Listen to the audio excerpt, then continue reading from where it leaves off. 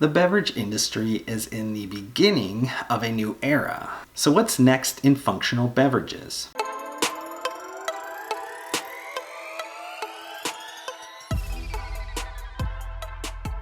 While the COVID-19 effect did not necessarily start any of these trends that I'm going to be talking about within the beverage industry, it did accelerate them in many cases to a level that wouldn't have been possible without that external shock. For the last several years, beverage brands have been honestly like skating on ice, trying to keep up with the ever-changing consumer demands for functional, better-for-you packaged beverages that add a level of convenience to their lifestyles. It's really been kind of this cat and mouse game where you have beverage consumers that are being more selective, thus beverage brands having to make constant adjustments. Fact is, the beverage industry is not so much about invention as it is about innovation, where invention is really about creating a new thing. Invention is about creating something that has a lasting impact in this world. And the golden rule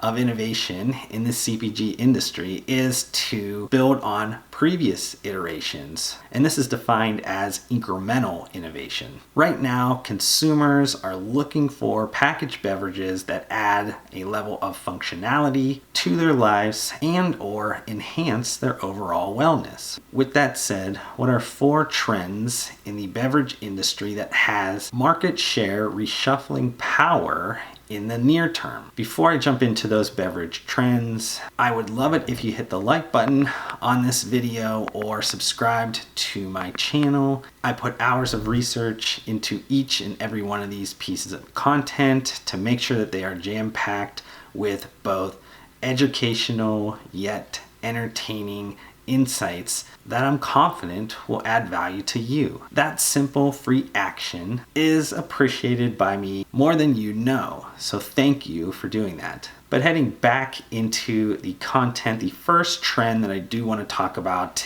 is what I'm titling Commercialized Vibes. After such a taxing year and a half, consumers will start to prioritize their emotional state at an increasingly higher rate. Instead of the normal use occasions for functional beverages around maybe an eating schedule or maybe a workout, you'll begin to see product development and marketing target desired vibes throughout the day. The first is going to be around stress support. Many consumers today find themselves extremely overstimulated, highly stressed, and unable to focus throughout the day. So many beverage brands are launching functional drinks for stress support that address issues for the modern consumer. And the market seems to be heating up in kind of 2 formulation approaches. The first is with adaptogen beverages that include CBD. And a notable offering would be Recess, which is a beverage brand that I've consistently talked about within my content for the last few years, as I believe Benjamin Witt, the CEO, has done an exceptionally good job at building a beverage brand inside of a regulatory purgatory type state within the US market.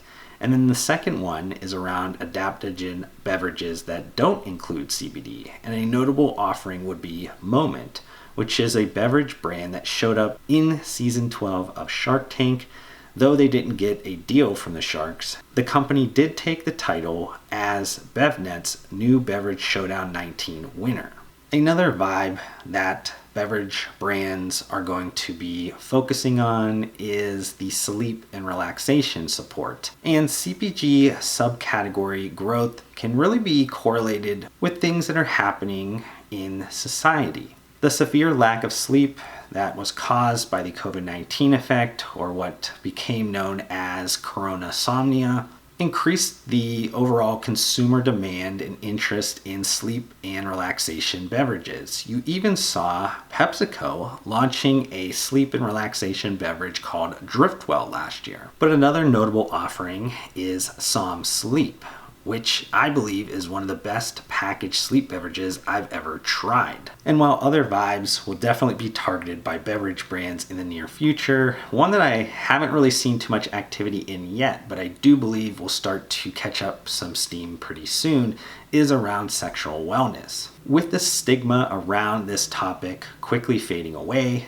I definitely expect beverage brands to create direct-to-consumer gems that will move this beverage subcategory away from the shady truck stop offerings. The second functional beverage trend that I want to talk about is around energy and how without the plus, it becomes extremely boring. So you can't talk about the sleep and relaxation vibe without talking about the inverse category. Whether it's ready to mix, packaged, or food service beverages, consumers seeking to unlock more energy within their day will keep increasing their interest in the energy category with no end in sight. Americans are constantly in this pursuit of more and being in this most productive state that they can be. The simple fact that energy products can give consumers a possible mechanism to achieve more within their day should allow any beverage market participants an easy way to understand just how far this category can grow. As life gets more complicated, human nature also naturally looks to consolidation of desired effects for an added level of convenience. Is that in the form of energy plus protein within kind of the morning occasion? Is that energy plus focus ingredients for those long days at the office? Just being a great tasting energy drink or RTD coffee beverage that produces a boost of energy is no longer enough. And a notable offering that I wanted to bring up is Super Coffee, which provides a great combination of coffee, protein, and MCT oils that has shown to have massive momentum in the market. The next functional beverage trend that I want to talk about is what I call convenience biohacking. If you've consumed enough of my content over the last few years, you know I love to somehow integrate personalized nutrition in one way or another. In my opinion, personalized nutrition is the future of functional CPG. Now, getting to the stage of personalization that is N1 is really hard to conceive and much harder to really target when mass commercialization of that will ever happen. And the closest seems to be Nestle in its health sciences segment because it does have a compelling set of assets and it has the massive capabilities that will allow them to be bold towards this futuristic trend. Now, with that being the basis of the future, we have to start somewhere, and I think that starts at the meal replacement shakes. The boring meal replacement shakes of yesteryear really focused around two areas, be it the sports and fitness application or the adult nutrition applications. Today's modern consumers are interested in achieving more in their lives. That doesn't mean only in the gym or sport application or waiting until the aging process hits them right in the face. The idea of meal replacements in today's standards really have to go past the basic fats, carbs, and proteins. Convenience will definitely play a huge role within this trend as consumers are interested in getting their required daily nutrients in the most effective and efficient way possible. And a notable offering is Schall, which stands for Human Plus Fuel and is a nutritionally complete food which saw a huge COVID-19 effect boost that has their annualized run rate well over $100 million. And the last functional beverage trend that I want to talk about is how alcoholic beverages also want to get into the hottest party around. Alcohol can never be healthy or functional, right?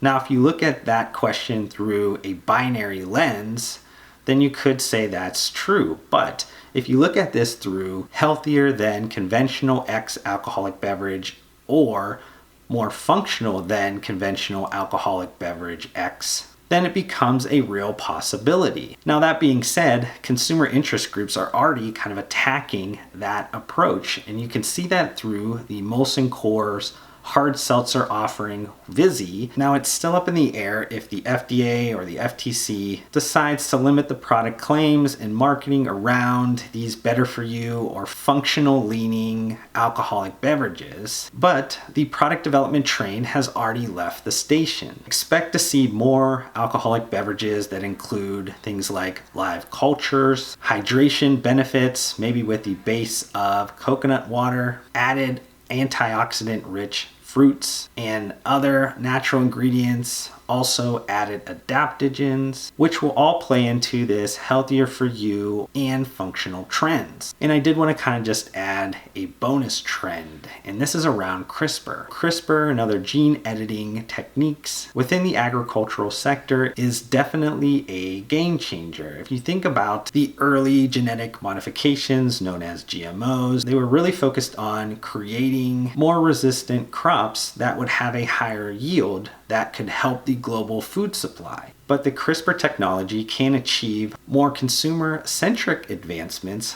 like taking out the bitterness of nutrient-dense greens or taking the pit out of cherries.